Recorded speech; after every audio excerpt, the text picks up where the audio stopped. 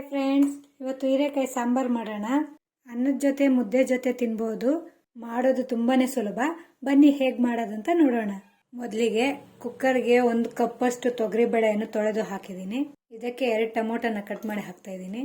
ಸ್ವಲ್ಪ ಅರಿಶಿಣ, ನೀರು ಸೇರಿಸಿ ನುಣ್ಣಗೆ ಬೇಯಿಸಿಟ್ಕೊಳ್ಬೇಕು. ಬೇಳೆ ಬೇಯೋಷ್ಟರಲ್ಲಿ ಹೀರೆಕಾಯಿನ ಕಟ್ ಮಾಡಿ ಇಟ್ಕೊಂಡಿದ್ದೀನಿ.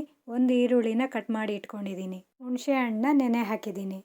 ಬೇಳೆನೂ ಟೊಮೊಟೊನು ಬೆಂದಿದೆ. ಈಗ ಸಾಂಬಾರು ಮಾಡೋಣ ಬನ್ನಿ.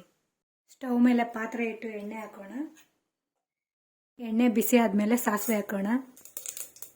ಈರುಳ್ಳಿ 1 ಕಟ್ ಮಾಡಿ ಹಾಕ್ತಾ ಇದ್ದೀನಿ. ಕರ್ಬೇವಿನ ಸೊಪ್ಪು ಹಾಕಿ ಚೆನ್ನಾಗಿ ಫ್ರೈ ಮಾಡೋಣ. ಈರುಳ್ಳಿ ಫ್ರೈ ಆದಮೇಲೆ ಕಟ್ ಮಾಡಿರುವಂಥ ಹೀರೆಕಾಯಿನ ಹಾಕೋಣ. ಹೀರೆಕಾಯಿನ ಚೆನ್ನಾಗಿ ಫ್ರೈ ಮಾಡ್ಕೋಬೇಕು. ಹೀರೆಕಾಯಿನ ಕುಕ್ಕರಲ್ಲಿ ಬೇಯಿಸೋದಕ್ಕಿಂತ ಈ ರೀತಿ ಎಣ್ಣೆಯಲ್ಲಿ ಫ್ರೈ ಮಾಡಿದ್ರೆ ಸಾಂಬಾರಿಗೆ ಒಳ್ಳೆ ಟೇಸ್ಟ್ ಕೊಡುತ್ತೆ. 5 ನಿಮಿಷ ಫ್ರೈ ಮಾಡಿಕೊಂಡ್ರೆ ಸಾಕು.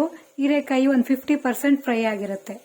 ಈಗ ಇದಕ್ಕೆ ಹುಣಸೆ ಹಣ್ಣಿನ ರಸ, ಬೇಯಿಸಿಟ್ಕೊಂಡಿರುವಂತಹ ತೊಗರಿಬೇಳೆ, ಸಾಂಬಾರ್ ಕ್ವಾಂಟಿಟಿ ಎಷ್ಟು ಬೇಕೋ ಅಷ್ಟು ನೋಡ್ಕೊಂಡು ನೀರು ಹಾಕ್ಕೊಳ್ಳಿ.